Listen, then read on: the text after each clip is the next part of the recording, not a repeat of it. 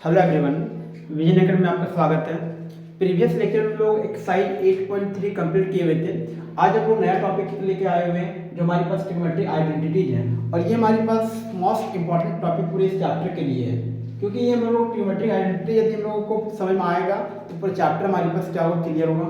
तो आइए चलते हम देखते जरा कि ट्रिग्नोमेट्री आइडेंटिटी आखिर में हमारे पास है क्या। तो इस ट्रिग्नोमेट्री आइडेंटिटी में हमारे पास एक वर्ड हमारे पास आइडेंटिटी आया हुआ है।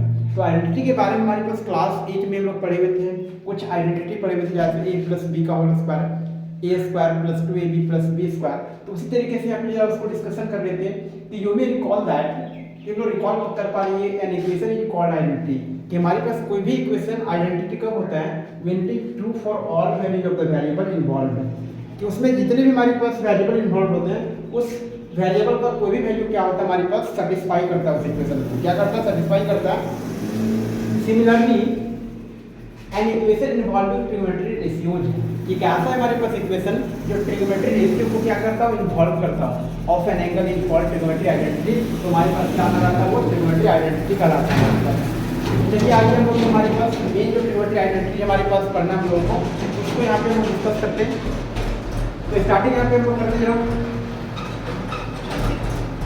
तो सबसे पहले हम लोग क्या करते हैं, let us consider right angle triangle. क्या करते हैं, एक एबीसी राइट एंगल ट्रायंगल लेते हैं। तो एबीसी एक हम लोग क्या करते हैं, एक राइट एंगल ट्रायंगल करते हैं। उसके बाद वहां से हम लोग प्रूफ देखना है यहाँ पे, कि मेन हमारा यहाँ पे पर्पस ये होगा कि जो भी हमारे पास ट्रिग्नोमेट्री आइडेंटिटी है उस ट्रिग्नोमेट्री आइडेंटिटी का प्रूफ यहाँ पे करना। तो एक हम लोग ट्रायंगल लेके चल रहे हैं हम लोग।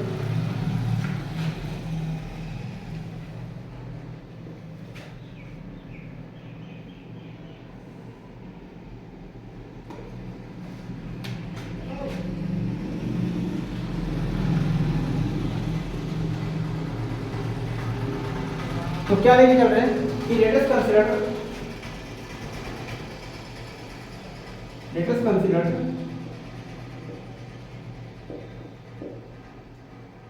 a right angle triangle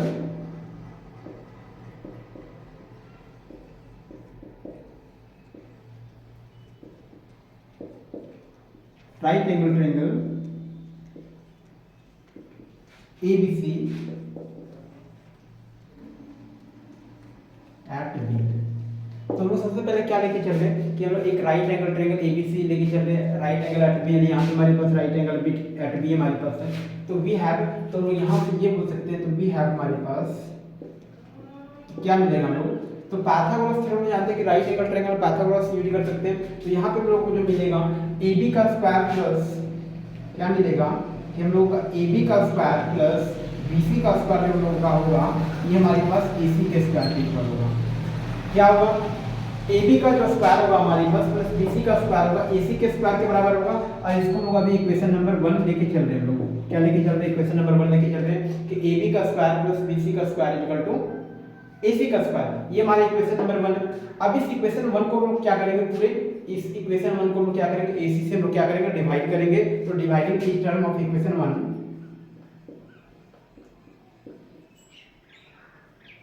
dividing each term of equation 1 by AC square.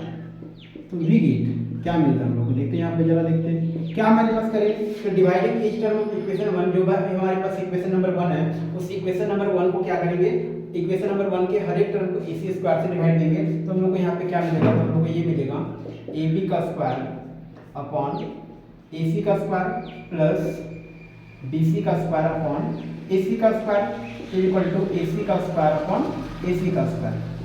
जरा इसको एक बार और हम लोग अरेंज के फॉर्म में लिखते हैं। यहाँ पे AB का स्क्वायर अपॉन AC का स्क्वायर हमारे पास क्या हो जाएगा, ये AB अपॉन AC का स्क्वायर हो जाएगा। ये क्या से कि हमारे पास A का स्क्वायर अपॉन B का स्क्वायर होता है, तो हमारे पास A अपॉन D का होल स्क्वायर ऐसे लिख सकते हैं।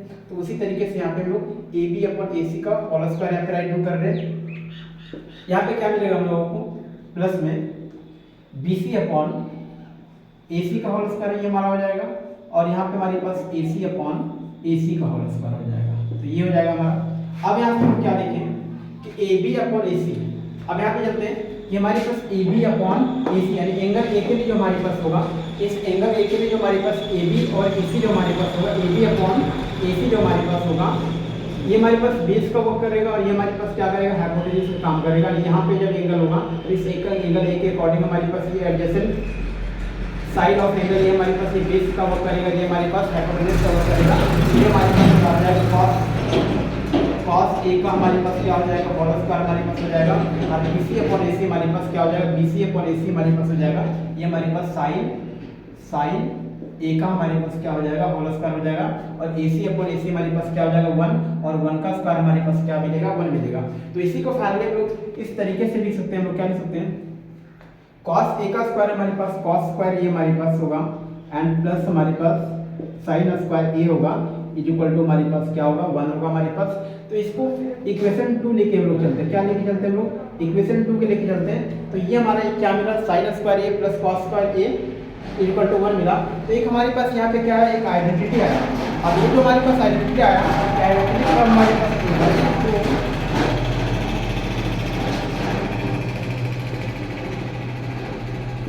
True for all values of A, all values of A, यानी ए का हर एक वैल्यू के लिए हमारे पास जो आइडेंटिटी ट्रू होगा। ए का जो वैल्यू होना चाहिए ये हमारे पास 0 डिग्री से क्या होना चाहिए, ग्रेटर होना चाहिए, इक्वल होना चाहिए, और less than equal to 90 degree होना चाहिए। क्योंकि हमारे पास जो cos स्क्वायर 0 पे भी हमारे पास 0 पे भी हमारे पास डिफाइन होता है, हमारे पास sin स्क्वायर 0 पे भी डिफाइन होता है, और 90 के ऊपर भी हमारे पास क्या होता है, डिफाइन होता है। तो यहाँ से हमारे पास जो इक्वेशन नंबर 2 मिला, इक्वेशन नंबर 2 में हम लोग क्या मिला, एक जो आइडेंटिटी मिला।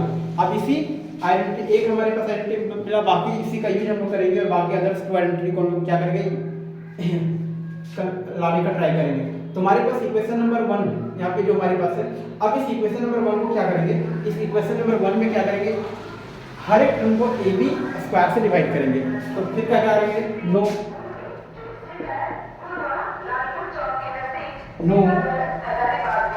डिवाइड इक्वेशन 1 बाय AB का स्क्वायर। क्या करेंगे हम लोग कि जो हमारे पास इक्वेशन नंबर 1 हमारे पास है, इस इक्वेशन नंबर 1 को हम लोग क्या करेंगे, पूरे इक्वेशन नंबर 1 को AB का स्क्वायर से डिवाइड देंगे। तो हम लोग क्या मिलेगा यहाँ पे कि AB का स्क्वायर अपॉन AB का स्क्वायर प्लस BC का स्क्वायर अपॉन BC का स्क्वायर अपॉन AB का स्क्वायर इज इक्वल टू हमारे पास AC का स्क्वायर अपॉन AB का स्क्वायर। ये हम लोग को मिला। अब यहाँ से हम लोग AB का स्क्वायर, ये हम लोग यहाँ पे ये लिखते हैं, AB अपॉन AB में यहाँ पे राइट कर सकते हैं। तो AB अपॉन AB का होल स्क्वायर, और ये हमारे पास क्या हो जाएगा, ये हमारे पास BC अपॉन AB का हमारे पास क्या हो जाएगा, होल स्क्वायर हो जाएगा। और ये हमारे पास AC अपॉन AB का होल स्क्वायर मिलेगा। अब यहाँ से हम लोग देखें, AB अपॉन AB हमारे पास क्या होगा, 1 का स्क्वायर 1 हमारे पास होगा, प्लस में हमारे पास BC अपॉन AB क्या होगा, BC अपॉन AB। तो BC हमारे पास ये और हमारे पास AB ये, यानी कि BC अपॉन AB यानी कि हमारे परपेंडिकुलर अपॉन बेस। तो हमारे पास क्या होगा, 10 का वैल्यू होता है, तो ये हमारे पास क्या होगा 10 A का हमारे पास क्या हो जाएगा, होल स्क्वायर हो जाएगा। और ये हमारे पास AC अपॉन AB मिलेगा। AC अपॉन AB यानी कि हमारे पास हाइपोटेन्यूज, और ये हमारे पास क्या कहलाएगा, बेस कहलाएगा। तो हाइपोटेन्यूज अपॉन बेस यानी सेक A का वैल्यू होता है कि हमारे पास यहाँ पे क्या हो जाएगा, सेक A का होल स्क्वायर हो जाएगा। तो यहाँ से हम लोग को क्या मिलेगा, 1 plus 10 square A equal to sec square A। तो ये हमारे पास क्या हो गया, इक्वेशन नंबर 3 हो गया। यानी कि पहला आइडेंटिटी को यहाँ पे प्रूव किए हुए थे, और दूसरा आइडेंटिटी को यहाँ पे प्रूव किए हुए। अब जो हमारा बचा है तीसरा आइडेंटिटी, उस तीसरे आइडेंटिटी को फिर यहाँ पे प्रूव कर लेते हैं। तीसरे वाले आइडेंटिटी को फिर यहाँ पे क्या कर लेते हैं, प्रूव कर लेते हैं। और फिर अगेन क्या करेंगे, अगेन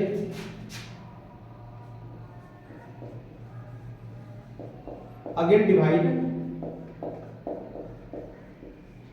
इक्वेशन 1 बाय, अब क्या करेंगे, यहाँ पे पहले स्टार्टिंग में क्या किया, AC का स्क्वायर से डिवाइड देंगे, फिर हम लोग AB का स्क्वायर और BC का स्क्वायर से हम क्या करेंगे, डिवाइड देंगे। तो यहाँ पे BC का स्क्वायर से हम क्या करेंगे, डिवाइड देंगे। तो बिग हम लोग को यहाँ पे क्या मिलेगा, बिग तो हम लोग को यहाँ पे ये मिलेगा AB का स्क्वायर अपॉन BC का स्क्वायर प्लस BC का स्क्वायर अपॉन BC का स्क्वायर इक्वल टू AC का स्क्वायर अपॉन BC का स्क्वायर, ये मिलेगा हम लोगों को। तो यहाँ से जरा अरेंज कर लेते हैं। ये हमारे पास क्या हो जाएगा, ये हमारे पास AB अपॉन ये हमारे पास A B upon B C का होल स्क्वायर हो जाएगा, प्लस हमारे पास ये हमारे पास B C upon B C का होल स्क्वायर हो जाएगा। और फाइनली हमारे पास A C square upon B C square, इस तरीके से लिखेंगे ए सी अपॉन बी सी का होल स्क्वायर हो जाएगा। तो यहाँ से फाइनली को यहाँ पे ये लिख पाएंगे A B upon B C, A B upon B C, A B ये वाला टर्म और बी सी हमारे पास ये वाला टर्म, यानी कि हमारे पास क्या हो जाएगा बेस अपॉन परपेंडिकुलर, बेस अपन परपेंडिकुलर। तो बेस अपन परपेंडिकुलर जो हमारे पास होता है कॉट ए का वैल्यू हो जाएगा, और यहाँ पे हमारे पास क्या हो जाएगा, ये हमारे पास कॉट स्क्वायर ये आएगा हमारे पास, प्लस BC अपन BC हमारे पास 1 का स्क्वायर हमारे पास 1 हुआ, और AC अपन BC AC हमारे पास क्या हमारे पास है हाइपोटेन्यूस, और हमारे पास BC क्या हमारे पास है परपेंडिकुलर, और ये हमारे पास साइन A का हमारे पास रेसिप्रोकल यानी cosec A का वैल्यू हो जाएगा। यहाँ पे हमारे पास क्या हो जाएगा cosec स्क्वायर A हो जाएगा हमारे पास। तो इसको हम लोग इक्वेशन नंबर 4 लेते हैं। क्या लेते हैं लोग? 4 लेते हैं। तो हमारे पास इक्वेशन नंबर यहाँ पे 2 यहाँ पे मिला हमारे पास। इक्वेशन नंबर 2 जो हमारे पास है cos square A plus sin square A equal to 1 हमारे पास है। ये जो हमारे पास सारे A का सारे वैल्यू के लिए सेटिस्फाई करेगा, जहाँ पे A का जो वैल्यू होना चाहिए 0 से ग्रेटर और इक्वल होना चाहिए, 90 से लेस देन और इक्वल टू होना चाहिए। और साथ में इक्वेशन नंबर 3 को देखें तो यहाँ पे हम लोग क्या देखें 1 plus 10 square A equal to sec square A हमारे पास है। तो ये जो वैल्यू हमारे पास है 10 का वैल्यू हमारे पास 90 के लिए क्या होता है डिफाइन नहीं होता है। तो यहाँ पे जो हमारे पास A का जो वैल्यू हमारे पास होगा ये हमारे पास 0 डिग्री हो सकता है, 0 डिग्री से इक्वल हो सकता है, बट हमारे पास 90 से क्या होगा लेस देन होगा। और यही हमारे पास जो तीसरे हमारे पास इक्वेशन है, इस तीसरे इक्वेशन का वैल्यू हमारे A का जो वैल्यू होगा, यहाँ पे A का जो वैल्यू होगा ये 0 डिग्री से क्या होना चाहिए ग्रेटर होना चाहिए, but less than equal to 90 degree होना चाहिए, क्योंकि 0 डिग्री के ऊपर हमारे पास cot और cosec डिफाइन नहीं होता है कि नॉट डिफाइन, यानी cot एंड cosec हमारे पास 0 डिग्री के ऊपर डिफाइन नहीं होता है, यानी कि हमारे पास A का जो वैल्यू होना चाहिए 0 डिग्री से ग्रेटर और 90 डिग्री से लेस होना चाहिए। तो यहाँ पे हम लोग फिलहाल यहाँ पे जो हमारा 3 ट्रिग्नोमेट्रिक आइडेंटिटीज हैं cos square A plus sin square A equal to 1 and हमारे पास 1 plus tan square A equal to sec square A हमारे पास, और तीसरा हमारे पास है cot square A plus 1 equal to cosec square A। अब इसको हम लोग इरेज करते हैं। तो यहाँ पे हम लोग सारा ट्रिग्नोमेट्रिक आइडेंटिटी का हम लोग देख चुके हैं। आप फाइनली को तीनों को एक साथ यहाँ लिखने का ट्राई करते हैं।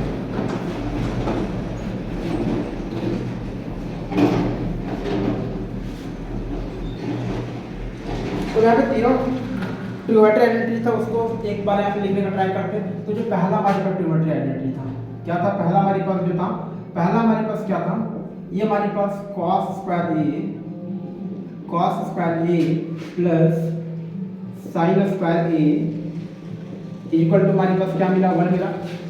दूसरा जो हमारे पास ट्रिग्नोमेट्रिक आइडेंटिटी था हमारे पास था, ये हमारे पास क्या मिला, ये हम लोगों को 1 मिला, 1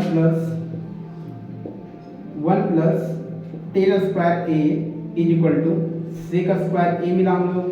और जो हमारे पास तीसरा ट्रिग्नोमेट्रिक आइडेंटिटी मिला, ये हम लोग को क्या मिला, ये हम लोग को मिला cot square A plus 1 is equal to cosec square A। क्या होगा? cosec square A।